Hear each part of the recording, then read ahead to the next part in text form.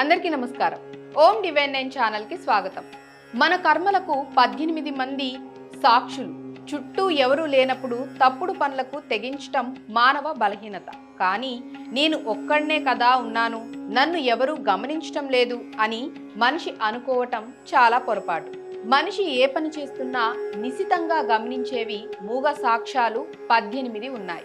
అవి 4 వేదాలు, పంచభూతాలు, అంతరాత్మ, ధర్మం, యముడు, ఉభయ సంధ్యలు, సూర్యచంద్రుడు, పగలు, రాత్రి. వీటినే అష్టాదశ మహాపదార్థాలు అంటారు. ఈ మూగ సాక్ష్యాలు మనిషిని అనుక్షణం నీడలా పర్యవేక్షిస్తూ ఉంటాయి. ఇవి మన లోకంలోని న్యాయస్థానాల్లో సాక్ష్యం చెప్పకపోవచ్చు గాని వీటి గమనిక నుండి మనిషి తప్పించుకోవటం సాధ్యపడదు అంటారు. దీన్ని గుర్తించలేని కారణంగానే ఇవన్నీ జడ పదార్థాలేనని, సాక్ష్యం చెప్పటానికి నోరు లేనివని మానవుడు భ్రమపడుతూ ఉంటాడు. ఈ మహాపదార్థాలు రహస్య యంత్రాల వంటివి. అవి మనిషి ప్రతి చర్యను నమోదు చేస్తూ ఉంటాయి. ఆ నివేదికల్ని విధికి చేరవేస్తాయి. అది వాటిని కర్మలుగా మలుస్తుంది. మనిషి చేసే పనులు మంచి అయితే సత్కర్మలుగా, చెడ్డవి అయితే దుష్కర్మలుగా విధి నిర్ణయిస్తుంది. సత్కర్మలకు సత్కారాలు, దుష్కర్మలకు జరిమానాలు అమలవుతాయి.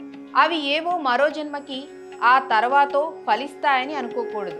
ఈ జన్మలోనే అమలు చేయబడవచ్చు. ఇది నిరంతరాయంగా సాగిపోయే సృష్టి పరిణామ క్రమం.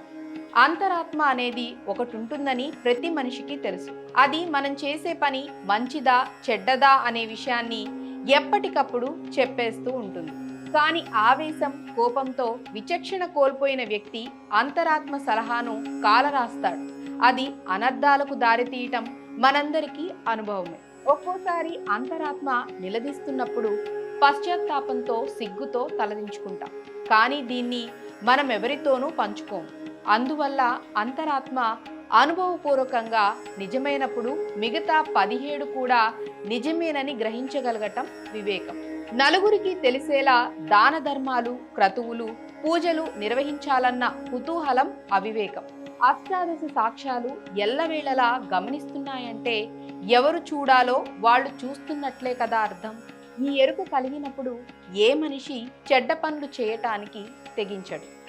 ఎవరు చూసినా చూడకపోయినా మంచితనంతో తోటి వారికి సాధ్యమైనంత సహాయం చేయాలనే సత్సంకల్పంతో జీవితాన్ని గడపటం ఉత్తమం. ఈ జ్ఞానం వల్ల మనిషి సాధ్యమైనన్ని మంచి పనులు చేయటానికి ప్రయత్నిస్తూ సుఖశాంతులకు నోచుకుంటూ ఉంటాడు.